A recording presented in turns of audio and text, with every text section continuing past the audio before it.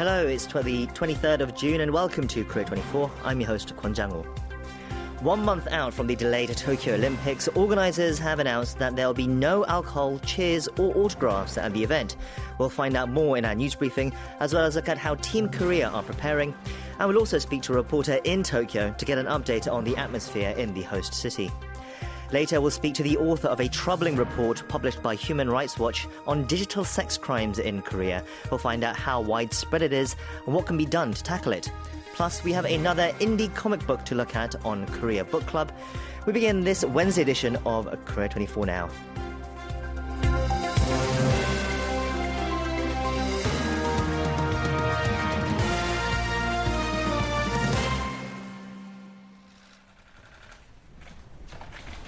専門家の助言に基づき感染拡大の防止を図るため競技会場内においては We are now exactly 30 days away from the launch of the Tokyo Olympic Games, and as Japan prepares to finally host the Summer Games after a year-long delay, organisers, in announcing COVID-19 related rules, say there will be no alcohol, no hugs, no cheers, and no autographs. Let's take a listen to remarks from Seiko Hashimoto, Tokyo 2020 president. People can feel joy in their hearts, but they can't be loud and they have to try and avoid being part of joyous crowds. Those are the areas where we need to be creative, and we are putting in a lot of effort to come up with a new way of celebrating. To discuss this and our other headlines of the day, we're joined in the studio now by KBS World Radio News Editor Eunice Kim. Hello, Eunice. Hello, Jang-woo. Worried but hopeful. I think that might be one way to describe how organisers and the Japanese people might be viewing these Olympics. It will feel very different, I think, this time around, as organisers are discouraging a typical festival behaviour. Right. Organizers, of course, had announced this week that up to 10,000 spectators would be allowed per competition venue, but the mood inside those stadiums is expected to be very different, as not only will there be masks, but there won't be cheering, autographs, direct contact with other spectators, or any behavior for that matter that might create a crowd. As you just heard from the chief organizer, Seiko Hashimoto, who announced the new rules in Tokyo earlier on this Wednesday, creativity will come into play in forging, quote-unquote, a new way of celebrating. She said, don't expect the same festival mood seen over in Europe right now at the Euro 2020, noting alcohol will also be banned to ease the concerns of the Japanese public amid the, of course, ongoing pandemic. Acceptance of the games has generally grown as tough rules come into play, such as requiring daily testing of athletes and restricting their movements, polls showing that about half of the Japanese public still are not behind the games launching in 4 weeks' time. And for a further update on the situation in Tokyo, we'll be speaking to a reporter from the host city later in the show as well. And as the Games move forward as planned, South Korea is setting its eyes on winning 7 gold medals this summer to rank in the top 10. If successful, it would mark the 5th straight Summer Games that it's achieved that feat. That's right. The goal now on the shoulders of the national team, as announced by the Korea Sport and Olympic Committee, is 7 gold, 11 silver, and 14 bronze medals, which would make it in the top 10, as you said. As of last Friday, 196 South Korean athletes won Olympic entry in preliminaries for 92 events in 25 disciplines. Archery, of course, is one discipline the country has a strong history in, with a cumulative 23 golds in the discipline. South Korea aiming for 5 golds this year, including the mixed team event. Taekwondo is another sport to watch, with the country so far having won 12 gold, 2 silver, and 5 bronze Olympic medals. At the 2008 Beijing Games, you'll remember all 4 South Korean athletes who competed won gold. This year, a record 6 athletes will be competing in Taekwondo, and the national team has set the goal of bringing home at least 2 gold and 3 silver medals. Other sports Korea hopes to medal in include judo, fencing, women's golf, baseball, and men's football. Staying with the Olympics, Tokyo is reportedly in discussions with Seoul regarding President Moon Jae-in's visit to the Summer Games as well. Yeah, Kyodo News reporting on Tuesday, quoting diplomatic sources, that South Korea has informed the Japanese government earlier in June that President Moon is considering attending the opening ceremony set for July 23rd. Seoul reportedly explained that President Moon's potential visit would be reciprocating then Japanese Prime Minister Shinzo Abe's presence at the Pyeongchang Olympic Games back in February of 2018. In the report, a senior South Korean official is cited as saying Seoul hopes President Moon's participation will serve as an opportunity for a bilateral summit with Japanese Prime Minister Yoshihide Suga, but of course it remains uncertain whether that will happen. Turning now to Korean Peninsula issues, following Kim Yo-jong's published remarks that the US had wrong expectations on resumed dialogue, Washington has responded by saying it still remains hopeful. Right. This view coming from the U.S. State Department spokesperson, Ned Price, who said during a Tuesday briefing that while the U.S. is aware of Kim Yo-jong's statement, it has not changed Washington's view on diplomacy. He added that it will have to wait and see to see if the comments are followed up with more direct communication about a potential way forward. But he said that the U.S. government remains prepared to engage in principled negotiations with the North to deal with the challenge of its nuclear program, and that its policy on North Korea is aimed at resolution and not hostility. Now, in regards to Seoul and Washington's recent agreement to consider ending their so-called working group on North Korea policy, Price ensured that the two sides will continue a similar engagement through a variety of diplomatic channels at all government levels. Let's now take a look at the country's COVID-19 tally for today. Can you break down the figures for us? Sure. Following 2 days in the 300s, the KDCA reported 645 new COVID-19 infections in the 24-hour period throughout Tuesday, marking the first time in the 600 since 2 weeks ago. Now, 40 of the transmissions were from overseas, and this is the fourth straight day that logged imported cases in the 40s, which is relatively high given that they've generally been in the teens and 20s. Now, of the 605 domestic transmissions, nearly 72% did come from the greater metro area, though the city of Daejeon added another 57 to their daily caseload. One more COVID-linked death was confirmed, bringing the death toll to 2,007. Meanwhile, South Korea has reported its first case of multi-system inflammatory syndrome in children, or MIS-C, in an adult with COVID-19. Can you tell us more? Right. MIS-C, or multi-system inflammatory syndrome in children, leads to the inflammation of body parts, including gastrointestinal organs, the skin, the eyes. And symptoms include fever as well as abdominal pain, vomiting, and diarrhea. This according to the U.S. CDC. And South Korea had reported 5 MIS-C diagnoses, all in children so far. And now it appears the condition was diagnosed in an adult, a 38-year-old man who was confirmed with COVID-19 in March. His case was discussed recently in a research article published in the Journal of Korean Medical Science. The patient is said to have suffered from a stomach ache and fever for days before visiting the emergency room at Seoul Asan Medical Center. Thankfully, he showed significant improvement after receiving IVIG and steroid treatments and was discharged on May 10th, which was 13 days following his initial hospitalization. Let's turn to other headlines now. Public outrage is building against e-commerce giant Coupang, including a growing boycott amid new revelations in regards to the fire at one of its main distribution centres. There's also a separate controversy involving the company's food delivery app, Coupang Eats, as a restaurant owner recently died, and that's being blamed on pressure from the company. This is a story we covered on Korea Trending yesterday as well. So there is a fair bit to get to here, but starting with that fire, you'll recall it took days to quench and had taken the life of one firefighter in his 50s who had stayed back to see his teammates out first. Coupang customers are canceling their accounts and calling on others to join a boycott amid suspicions that mismanagement may have had a role here in dismissing early warning signs. Workers at the distribution center exclusively told KBS News that early eyewitnesses of the Flame, had reported it to managers and asked for help, but were routinely ignored.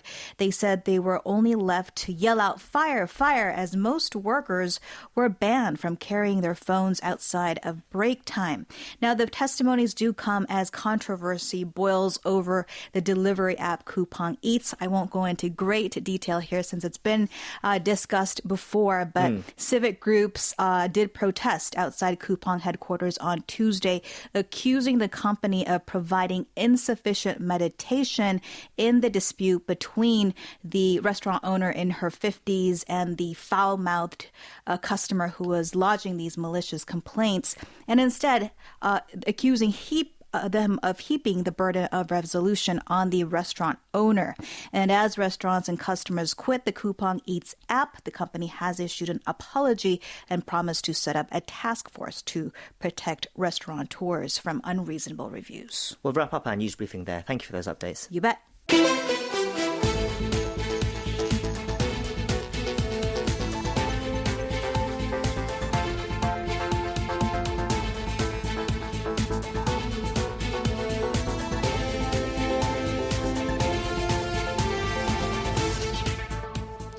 It's now T-minus 30 days until the postponed Olympic Games finally kick off in Tokyo. The organisers held a press conference today to coincide with the milestone, saying that realising a safe and secure Games is what the committee wants most. To that end, they confirmed a ban on alcohol in venues, reversing a previous plan to allow such sales. Hugs, cheers and autographs will be a no-go as well.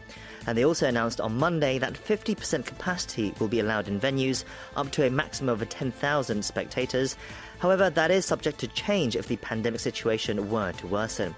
To give us an overview on the preparations 1 month out from the Games, we have joining us on the line now Robin Harding, the Tokyo Bureau Chief for the Financial Times. Mr. Harding, thank you for connecting with us today. My pleasure. The Tokyo Olympic organisers held a press conference today. I understand you were in attendance. Can you brief us on what was disclosed? Well, as you've already mentioned, there was the ban on alcohol in stadiums. There were lots of instructions to people attending about how they should download COVID monitoring apps and how they should travel straight to the stadium and then go straight home, how they shouldn't cheer. But the biggest purpose of the press conference today was, I think, to explain the ticketing refunds. Because of the capacity limits, they're going to have to refund about 910,000 tickets. They're going to choose who gets refunded at random, and they were basically explaining today how that's going to work. Naturally, the ongoing pandemic is a concern for many ahead of the Games. On Monday, though, Mike Ryan, the head of the World Health Organization's Emergencies Program, noted that infection rates in Japan have been falling and that it compared favorably to other countries that were hosting large-scale events. But he also did say that the WHO will continue to hold meetings with the organizers. What is the current COVID-19 situation in Japan like currently, and what kind of precautionary measures are being set in place for Tokyo? The situation now is reasonably okay. It was about 1,500 new cases a day, well down from in the spring, and Japan has lifted the state of emergency in most of the big cities. What people are worried about is the Delta variant, the so-called Delta variant, which is present in Japan. And the fear is that as things open up again and as Japan holds the Olympics, that will prompt another wave of the disease. So there's fairly strict measures going to be in place for the Olympics themselves. And I think the risk of infections in stadiums and certainly from athletes is going to be very well controlled. The fear, though, is that the signal from having the Games and having people in stadiums at all will prompt the Japanese public to relax their vigilance, and it will sort of prompt people to spread the disease more just in their local communities across the country. How confident are officials that they can at least guarantee safety for those involved in the Games directly? I think they're pretty confident. Vaccination rates amongst athletes and officials travelling to the Games are going to be very high. The IOC says well above 80%, so that already is a big measure of control. And then there are going to be extremely strict rules and constant testing of people at the Games. So frankly, it's not the athletes and the Olympic officials that we need to worry about. It's just the regular public and how they react to the Games. Right, and those concerns have led to multiple reports and surveys that say the majority of the Japanese public oppose holding the event. What is the latest mood among the public, and how have the organisers tried to quell this negative sentiment? Why is Japan pushing ahead to hold the Games? How are they explaining it? Well, I think the latest public move is moving back a bit towards having the Games, mainly because I just think people have accepted they're going to happen. And so why complain? I think the public mood has always been a little hard to read. If you sort of poll people about it, then they give their current feeling, I think, rather than a sort of deep response on whether they want the Games to go ahead or not. I think the deeper reasons why Japan is going ahead are ultimately that the country's invested a huge amount into this, years of effort, trillions of yen in public money. And it's very fundamentally a point of pride that it should happen. I mean, it's also political. Japan has to have a general election this autumn, and I think the Prime Minister, Yoshihide Suga, sees his best bet of winning that election as having a successful Olympics rather than being the man who cancelled them. Right.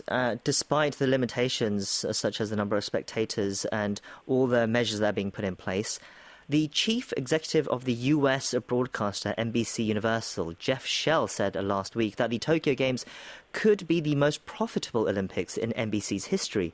He says the network is optimistic about the ratings and that advertisers have embraced it. He added that once the opening ceremony starts, everyone will forget about the troubles and enjoy the next 17 days. So is that the sentiment you think the Tokyo government is feeling? Do you think that the Games could still be successful in terms of economic prospects for Japan as well as on the sporting level?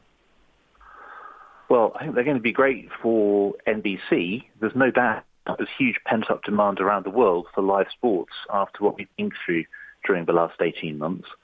And the IOC, the International Olympic Committee, should do well out of it as well because they receive the broadcasting rights.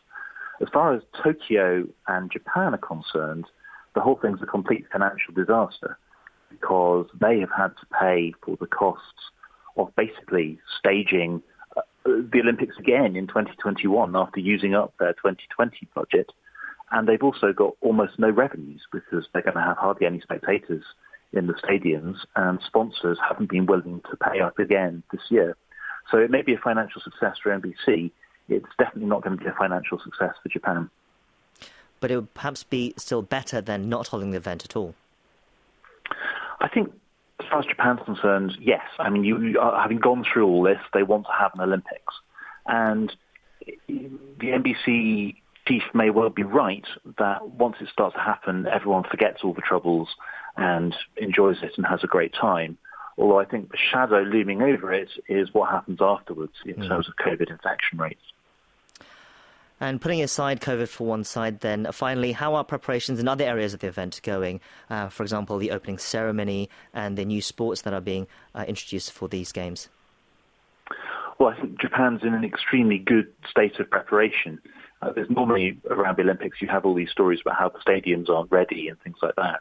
But Japan's had a whole extra year. They've been ready for a year. So there's no doubt that everything's ready to go. And there are these new sports like surfing and skateboarding at the Olympics this year, which I think people are looking forward to seeing. So at least on the sporting side, it could be a fun and interesting event. But of course, the COVID shadow looms over the event as well. We'll leave it there. We've been speaking to Robin Harding, the Tokyo Bureau Chief for the Financial Times. Thank you once again for your time.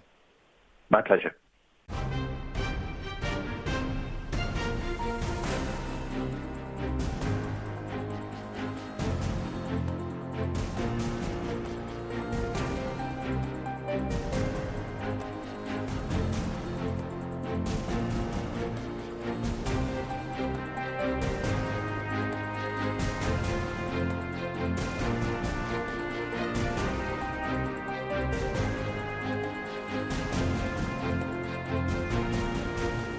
My Life is Not Your Porn, Digital Sex Crimes in South Korea.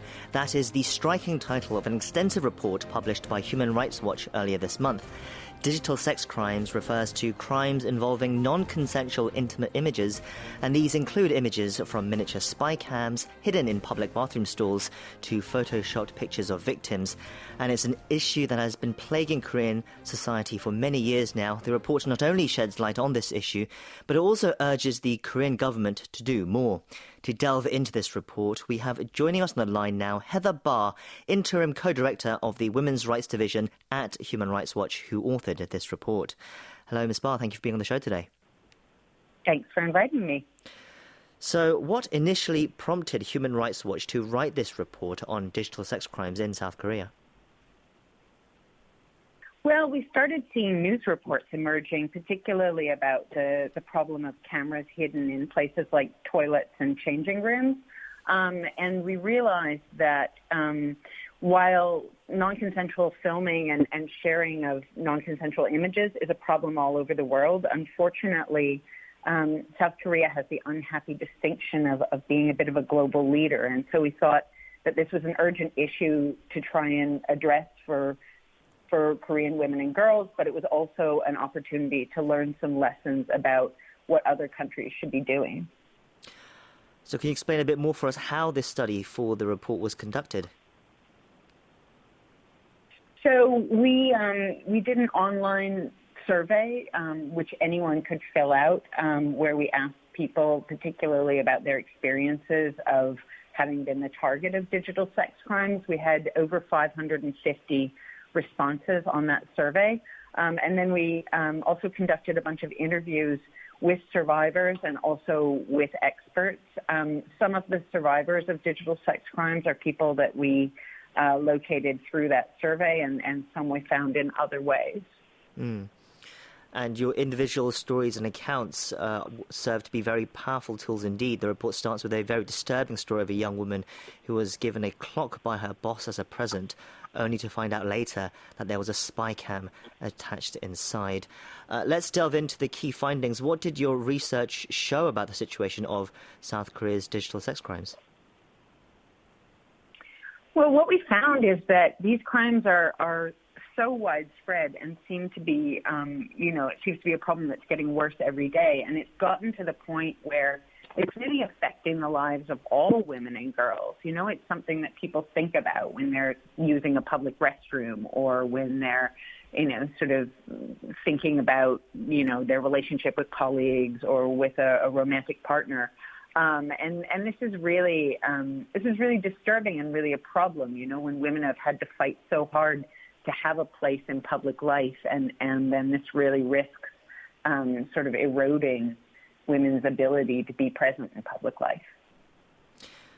You said that South Korea seems to be, unfortunately, a global leader in these sorts of crimes, and it's so widespread. Were you able to look into the underlying reasons why South Korea seems to be more prevalent in these crimes? Yeah, I mean, I think it's pretty easy to sum up the underlying reason, and the underlying reason is sexism. South Korea is not doing very well on global indicators with regard to gender equality. Every year, the World Economic Forum publishes something called the Global Gender Gap, and South Korea is at 102 out of 156 countries, with 156 being the worst, but it's considerably worse than that on indicators to do with women's economic opportunity and women's representation among legislators, managers, senior officials, et cetera. So I think that, there are measures you can take to tackle this particular problem directly, but you also need to be looking at how do you improve gender equality across the entire society and get rid of harmful and sexist attitudes that normalize digital sex crimes. And when we say digital sex crimes, can you expand a bit more for us about the types of crimes that are being committed? As we've said, one of the top concerns, of course, is spy cams, but there are other situations that are of concern as well. Yeah, so we really divided the types of digital sex crimes we looked at into three categories. And one is being filmed without consent, which is the kind of thing that happens, as you said, when there's a camera hidden in a toilet, et cetera. The second category is when images are shared without consent, even if they might have been taken with consent. So that might be an image that, somebody sent to a partner. It might be, images that somebody posed for as a model, but that weren't supposed to be made public. So that type of situation is the second category. And then the third is situations where a photograph has been manipulated or faked, a photograph or a video. So, for example, somebody takes your head and photoshops it onto someone else's naked body. And we saw several cases where people were doing that and sometimes in an attempt to impersonate the person. So one of the really harrowing stories in the report is a woman who broke up with her boyfriend, and then her boyfriend created images of her head on other naked bodies, set up accounts on social media pretending to be her, and then kept posting these sexual images along with messages saying, come and find me. I'm looking for people to have sex with, along with her address and her place of work and her phone number and her parents' information and the church that her parents went to. So you can imagine the impact that has on someone's life. Yes, it's very sad indeed. These individual stories in the report, as I said, were quite powerful. What difficult was it to find these cases and to get them to talk to you for your report? It was very difficult, and I think that the reason that it's so difficult is because this type of crime is different from a lot of other crimes in the sense that it really never ends. There's no moment where someone can really feel completely safe again and feel like, okay, those images are gone from the internet, they're never going to show up again, because once an image has appeared once on the internet, anyone who's seen it could have screenshotted it and have it stored in their computer, and they can post it again at any point for the rest of that person's life. And so I think it's very, very difficult for people to kind of move on and put this behind them and heal. And that's part of why the government needs to take this so seriously. And it definitely feels like there's a bit of a disconnect in terms of, the government really not seeing this as a very serious crime when, in fact, it's got devastating impact. Right. It's not just at the time of the crime itself, but it has long-lasting impact on the victims. And I understand that you looked into that as well and reported on that. Yeah, exactly. I mean, you can imagine it could be 10 years later, it could be 20 years later, you're applying for a job, you're registering your kids for a new school or something, and someone Googles you for some reason, and something that comes up are these intimate images of you. That's something that's going to affect your relationships and your career and your reputation potentially forever. So I think that the response has to take that into account. And that's why you need responses that are not just about criminal legal responses, arresting someone, charging them with a crime, but really having robust services and also engaging internet platforms and getting them to remove and block these images promptly and thoroughly. So those are some of the responses that we've called for, but we've also called for the courts to be more available to people who are experiencing these crimes so that they can run to court quickly and get a court order ordering someone not to share an image or to delete an image or for a platform to remove an image, and also making perpetrators financially responsible. So if you do this to someone, you should have to pay for all the harm that they've suffered, including their mental suffering. And then there's one other area where I think there's some really important work for the government to do that they haven't done yet, and that's the area of prevention. Well, firstly, what is the current legal system in place to punish these crimes? What kind of laws are there and government bodies' responses to digital sex crimes?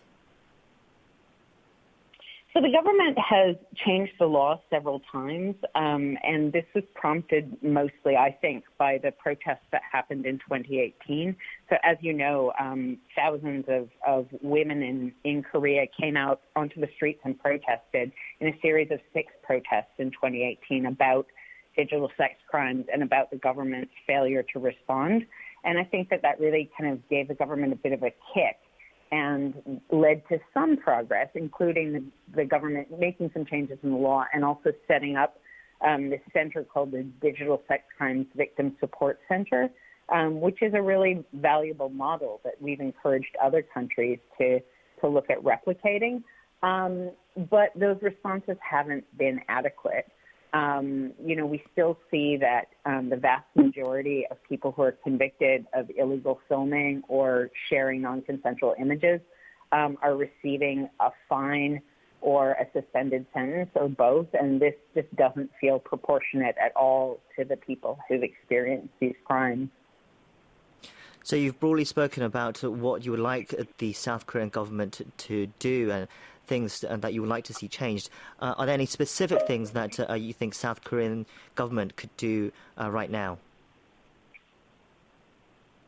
So I want to talk a little bit more about prevention, because I think that is actually the most important thing that the government can do.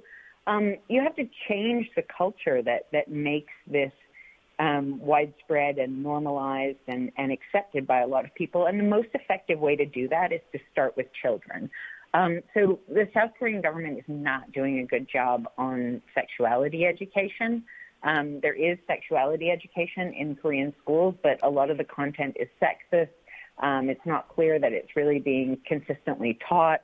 And so that's really the best way to tackle this issue, is to start teaching children from a pretty young age, maybe like 6 years old, in an age-appropriate way, about consent, about gender equality, about healthy relationships, and also about digital citizenship. How do you live in a responsible way in internet spaces, Indeed. And finally, what has been the response to the report been like so far? I know it has been picked up by multiple domestic and international media outlets. What have you made of the response, and has the government responded at all? So, yes, we really appreciate the media coverage that the report has received, especially in Korea. It's been pretty frustrating trying to talk to the government about it, to be honest. I asked for meetings with a bunch of different government agencies twice when I came to South Korea to do the research for the report. I was able to meet once with one agency, which was the Korean Communications Commission. None of the other agencies agreed to meet with us. We've written to them twice in the last month or so, first to let them know that the report was coming out, second to ask, if we could meet with them to share the report and discuss the findings. So far, we haven't been able to set up any meetings this time around. So that's very unusual, to be honest. Human Rights Watch works in about 100 countries, and in most countries, we would have an ongoing dialogue with the government while we were working on a project like this. So I'm quite disappointed not to have been able to have those discussions with the government, but I'm hoping that still might change. Yes, it is a very powerful and illuminating report, which will hopefully help more people take notice of this issue and hopefully bring bolder action as well. We'll have to leave it there. We've been talking to Heather Barr from Human Rights Watch on her report, My Life is Not Your Porn, Digital Sex Crimes in South Korea. Thank you once again for your time today. Thank you.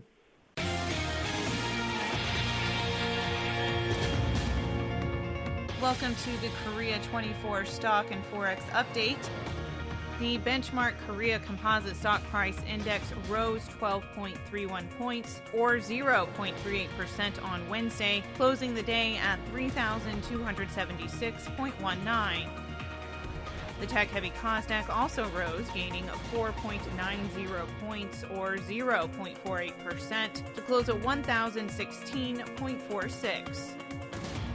On the foreign exchange, the local currency weakened 5.81 against the dollar, ending the day at 1,137.71. You can check Korean stock and forex closings at world.kbs.co.kr. We continue on now to Korea Trending, our daily segment where we round up some of the other news stories that have been trending online in Korea today. And to bring us the stories today, we have a new contributor for this segment. Walter Lee joins us in the studio today. Hello, Walter. Hello, Jang Ho. It's nice to be here. Yes, so welcome on board, and we look forward to all the stories that you'll be bringing us for this corner. So, Walter, what do you have lined up for us today? Well, we'll talk about a computer program that has given some a distinct edge over others when making reservations for leftover COVID-19 vaccines. We will also learn about the police's decision to reveal the identity of a man accused of sexual harassing minors, as well as making the distributing sexually exploitative material. Finally, we'll find out why UFC fighter Chung Chan-sung, the Korean zombie, isn't allowed to fight until mid-December. Okay, so for our inaugural story then with us, Walter, it's about COVID-19 vaccines. Can you tell us more? Yes, we start with a story about leftover COVID-19 vaccines and how the competition to get them has heated up to a point where some have mobilized an automation software program. Since our leftover vaccine service launched on May 27th, more than 1 million people in the nation have managed to make reservations through Naver and KakaoTalk Messenger. However, making such a reservation is regarded to be nearly impossible at this point, and with competition getting fiercer, some have opted to use a computer program that gives them a clear edge over others. Right, I can attest to how difficult it is as well. I've tried a few times to book leftover vaccines, either after getting notifications on my phone or just waiting on the app to see if they pop up. But even when they do and I try to book, they're gone within seconds. So it's been almost impossible. And it looks like this sort of frustration has led to people resorting to this automation software, as you said. How does this software work exactly? Well, before I talk about the software, we should delve into how one would typically make a reservation for these leftover vaccines. Through the leftover vaccine service, a user can see which hospitals or centres have available doses in a region that he or she designates. However, they will have to manually refresh the service to check if any leftover vaccines pop up. Now, what this new automation program does is that it automatically updates said information, essentially hitting the refresh button for you, while alerting you the instant a leftover vaccine is available. Take note that for now, this program can be used on personal computers only. Right, so it seems that people with this type of software, though, installed on their computers have a distinct advantage over those doing it manually, which some might say is unfair. Right, in the face of complaints, the government's vaccination task force said it's discussing with related agencies ways to block the program. However, experts say that the task could prove to be difficult. They say that in order to block the use of the software, further verification procedures would need to be put in place, which will then ultimately make it more difficult to reserve vaccines. Legally speaking, it's unclear whether those who use the program can be penalised because the act is not aimed at panic buying or pocketing undue profit. Right, so it's in a bit of a legal grey area. That's correct. But hopefully the authorities can find a way to stop this. It also does show that the level of demand there is in Korea for vaccines well currently. Now let's move on to our second story. What do you have for us? Excellent. So, police in Daejeon Metropolitan City on Wednesday revealed the identity of a 26-year-old man who has been accused of sexually harassing minors as well as making and distributing sexually exploitative material. The Daejeon Metropolitan Police Agency decided to disclose the identity of Choi Chan-uk during a deliberation meeting on Tuesday. The agency said it decided to disclose information about Choi as sufficient evidence has been gathered against him and due to the fact that there is a high risk of recidivism. Okay, so this man, his identity, Choi Chan-uk, has been revealed. What have police found in their investigation of Choi so far that has led to this decision? They found that between May 2016 and April of this year, Choi approached minors through social media and produced sexually exploitative materials. Police found that Choi had in his possession 6,954 of such files in his mobile phone, including roughly 3,840 photos and some 3,700 videos. Choi was found to have distributed 14 such files online. Using 30 different social media accounts, Choi pretended to be a woman and lured his victims to send him sexually explicit material. He also personally met 3 of his victims who were underage and sexually harassed them. Wow, so some disturbing details indeed. Do we know how many victims there were altogether? Police have identified a total of 67 victims so far, but believe 290 people saved in Choe's mobile phone contacts are likely to be victims as well. All victims were found to be male. Choe is said to have admitted the most of the charges against him, and the police will no longer take measures to hide his face from the media, including when he is handed over to the prosecution on Thursday. Yes, we'll see if he makes any comments when he does face the press then on Thursday. Let's move on to our final story now. What else do you have for us? World-renowned South Korean UFC fighter Jong Chan-sung, better known as the Korean Zombie, has been suspended from fighting. Before MMA fans start panicking, he's been handed a 180-day medical suspension due to his injury sustained from his UFC Fight Night victory over fellow featherweight Dan Ige last Sunday. The medical suspension was given by the Nevada Athletic Commission, which oversaw the match held in UFC's home turf, Las Vegas, Nevada. Right, I understand that medical suspensions are pretty commonplace in the sport. They seek to protect the fighter so they can fully heal and recover without getting pressured back into the ring or cage before they are ready. Okay, so can you tell us about his fight and subsequent injuries from his win over Ige? Did he win by submission or knockout? Not exactly. He took a 3-0 win via unanimous decision after a drawn-out battle over 5 long rounds. As for his injuries, Jong suffered a nasty cut below his left eyebrow that was opened up by a possible headbutt and a dislocated shoulder that popped in and out throughout the fight. That shoulder has been causing Jung problems for some time now, even before his bout with Ige.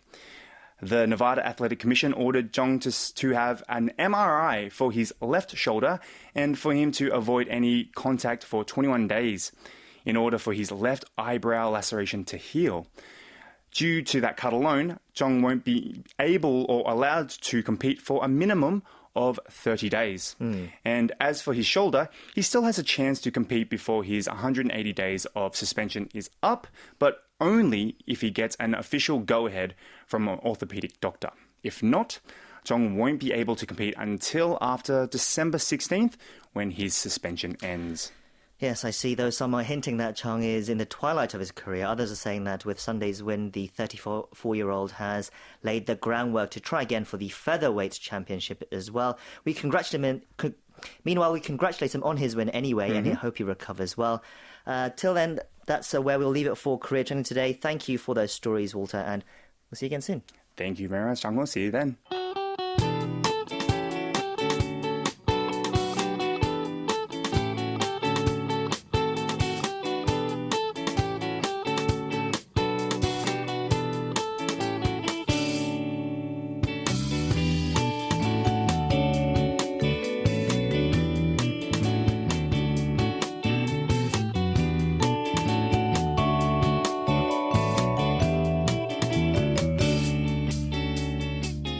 Next up, we're joined on the line by Barry Welsh, who is a literary critic, which means it's time for Korea Book Club. Here we usually introduce our listeners to some Korean books that are available in an English translation, and Barry gives us his thoughts on them. Barry, it's great to have you on again. Yes, great to speak to you again, Jang Ho. Hope you're keeping well. I am, as I hope you are too. So I understand that you have another experimental indie comic book to talk about this week, like we did a couple of weeks back. Right, yes, so that's correct. So we've got this another very imaginative, very captivating comic book to talk about. It's called The Weight of a Picture. The Korean title is 사진한 장의 무게, and it's by Hwang Byo-ri. And like you said, it's an experimental, independent comic book, and it's about loneliness and friendship and the difficulty of making connections with other people. And the Korean edition was published just a couple of years ago in 2019. But this English translation is, like the comic book we talked about a couple of weeks ago, it's one of the first publications from Gogas, an indie comic book publisher trying to publish, comic books in Korean, in English and Korean. And the other book we talked about was House of Delusion, which, I said was fantastic and recommended to listeners. And both books, so House of Delusion and today's book, The Weight of a Picture, were just published earlier this month. They're the first publications from this new publishing company. And in this book, the author Hwang Biori, she writes and draws the stories, and she actually started as a fine artist before moving into comics, and she has quite an interesting background of why she's transitioned from fine art into comic books. But this is her third comic book now. She self-published her first comic book, which was called Christmas Again in 2017. So she has done quite a lot in just a few short years. And since then, she published another book, Remembering Memories Until Numb, and today's book, The Weight of a Picture. And The Weight of a Picture has a very interesting design, very creative design, and actually includes two stories. So the front of the book starts with one story. It starts with a girl's story, a young woman's story. While at the back of the book, so the back cover of the book has a different story, a story of a boy or a young man. And so you can read the girl's story from the front cover and the boy's story from the back cover. And the two stories meet in the middle. So the book has a different story depending on whether you start from the front, like you normally would, or whether you start from the back cover. So whichever story you start, however you choose to start it, it's a very touching book. It's playfully creative, and despite being seemingly quite simple, it has some ideas that will, I think, linger with readers for a long time after finishing it. Okay, so two stories that begin at either end of the book, which meet in the middle. Can you tell us more about these two stories and how they intersect? Can you give us an outline, but perhaps without spoiling anything, of course? Right, sure. So in the first story, there's a young woman, and she's experiencing some loss. She's depressed and she's lonely. She's suffering from some kind of grief, which becomes more, the reasons for this become more apparent as she sort of describes her situation. She dreams about the person that she's lost from her life. She reminisces about them, and she's generally filled with this deep sadness until one day she decides to go on a trip. And by going on this trip, she thinks she will in some way ease these feelings of loss and loneliness. In the second story, which is called NPC Begins, we meet a young man who seems to be obsessed with video games. He spends most of his time inside playing these games, but he dreams about becoming an NPC, but not in a game, in real life. And an NPC, for people who don't play games, is a non-player character. So the characters that you meet inside video games but don't control, they're there to help you or hinder you. And this boy dreams of being one of these sort of helpful NPC characters for other people, but he wants to do this in real life. And so these stories, they both progress towards the middle of the book, and then they sort of encounter one another in a surprising way. And the way that they encounter each other sort of asks you to reflect on each story, the meaning of each story now that you've sort of encountered these two different people from the other character's point of view. Wow, it sounds like a very imaginative concept. Yeah. Do we know what Hwang's inspiration was in writing and illustrating these two stories? What was she trying to say? Right. So the book's editor actually has a great way of describing the concept. Right. So there's an interview you can find with the editor and the artist Biori online, and the editor, they're talking about how this book, it's about how we all meet people. So whether, these meetings develop into romance or friendship or something else, there's some kind of magic about how we get to know other people. And that this book, the physical characteristics of this book, they sort of embody that idea, right, of how two people meet each other. And we kind of see how that happens recreated in the format of the book, right? This experience of meeting another person, and it's very effective and it's thought-provoking, right? Because when you're reading a story, you might be encouraged to read from the perspective of the main character, and so in this case, you've got these two main characters, and we meet in the middle. So it's very playful and thought-provoking and very interesting.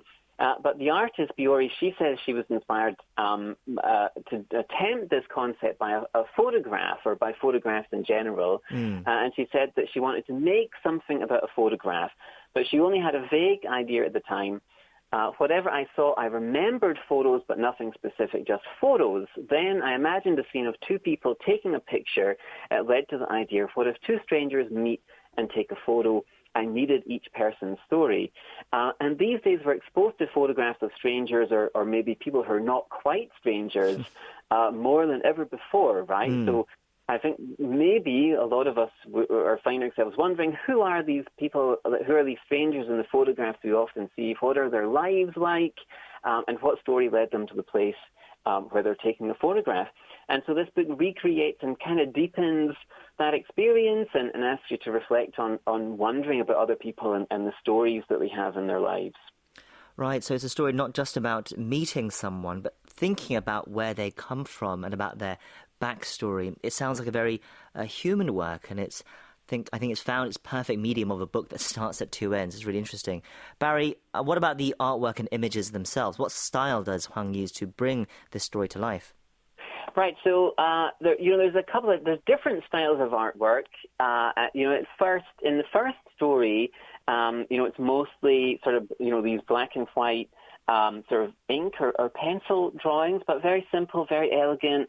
And kind of infused with sadness, but the style changes as the stories progress. The story from the back is a little bit different, and so it's kind of more colorful, and the images are in a sort of different style. And then when the characters meet in the middle, the artwork is different again because the story's kind of changed, right? But I think together, the artwork, the different styles of artwork, and this sort of clever format.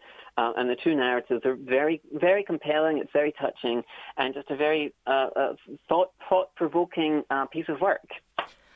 Yes, and Barry, when we talked about House of Delusion by the same publishers, it was a very dark comic, which perhaps would not have been suitable for everyone. But this work sounds like it's a bit more universal for younger readers to enjoy as well. Maybe young adult, teen readers certainly. Maybe not young children, but adolescents. Okay. This is definitely a book that they would resonate, I think, with anybody. That age or older, definitely. Well, it sounds like a delightful work. It's called The Weight of a Picture, and it's by Hwang Byori. That's all for this week's Korea Book Club. Thank you, Barry, as always, and we'll talk again next time. Okay, take care, Jang-ho.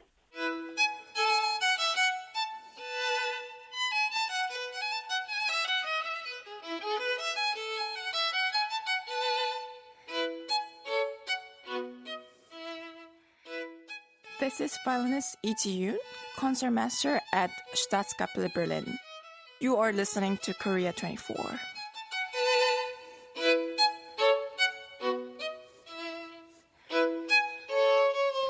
We finish up, as usual, with a morning edition preview where we take a look at some interesting features or reports that are coming out in tomorrow's newspapers, namely the Korea Times and the Korea Herald, who kindly provide us with their early editions to make this segment possible. Joining me now is our staff editor, Mark Wilson-Chair, to tell us about these stories. Mark, hello, hope you're doing well.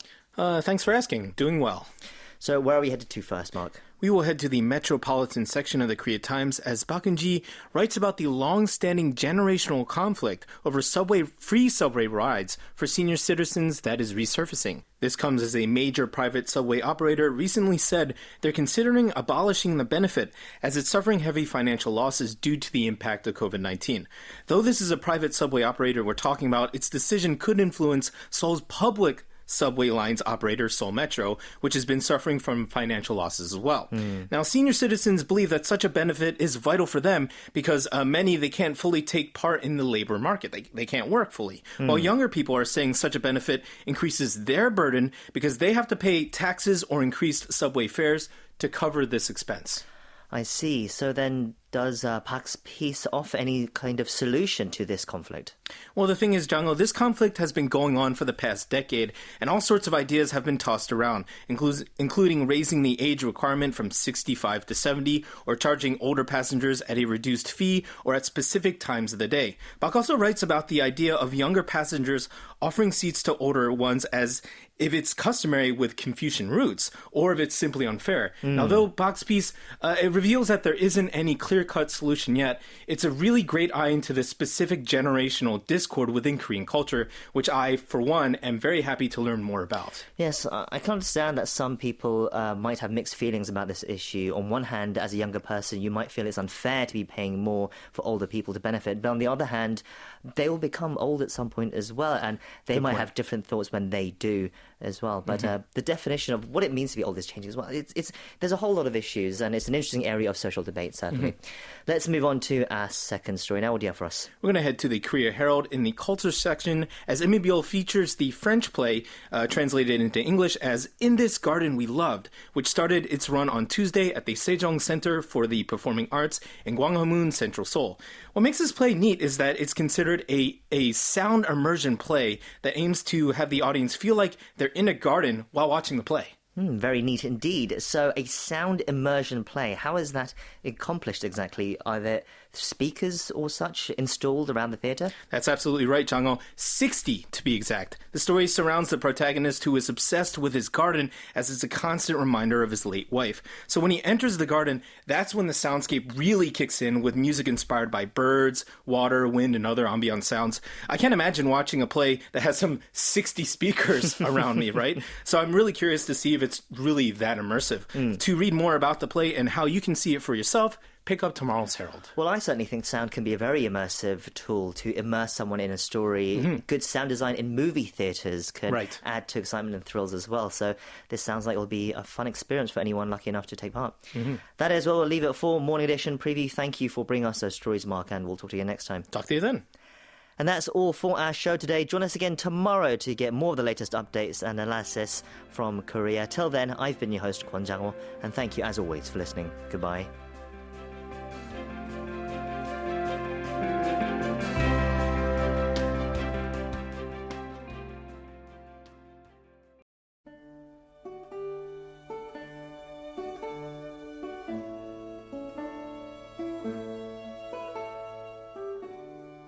내가 사랑하는 사람 정호승 The People I Love by Chong Ho-seung. 나는 그늘이 없는 사람을 사랑하지 않는다. 나는 그늘을 사랑하지 않는 사람을 사랑하지 않는다.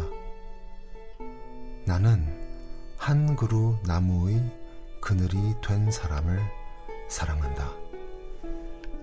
I do not love people who have no shadows. I do not love people who do not love shadows. I love people who have become the shade beneath a tree. 햇빛도 그늘이 있어야 맑고 눈이 부시다.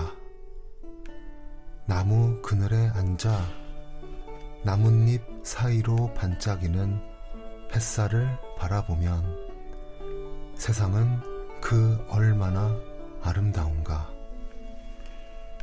Sunlight too needs shade to shine bright and dazzle the eyes. Sitting in the shade of a tree and watching the sunlight sparkling between the leaves, how beautiful the world is then. 눈물이 없는 사람을 사랑하지 않는다. 나는 눈물을 사랑하지 않는 사람을 사랑하지 않는다. 나는 한 방울 눈물이 된 사람을 사랑한다.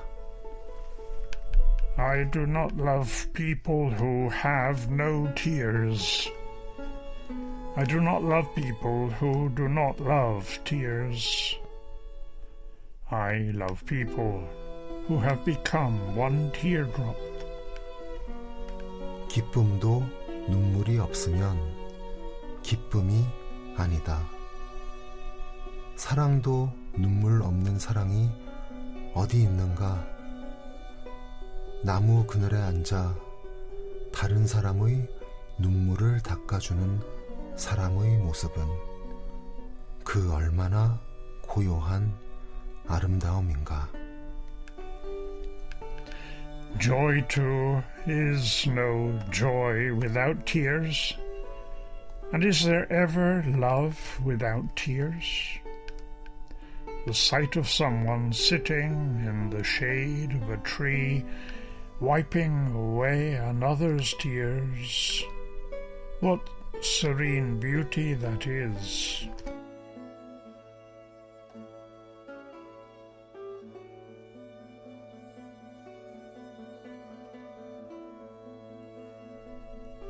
You've listened to Korean poet Jung Ho Sung's Nega Sarang Hanan Saram, The People I Love, read by An Jae-woo and translated by brother Anthony of Taes and son Jae. KBS World Radio brings the beauty of Korean poetry to the world.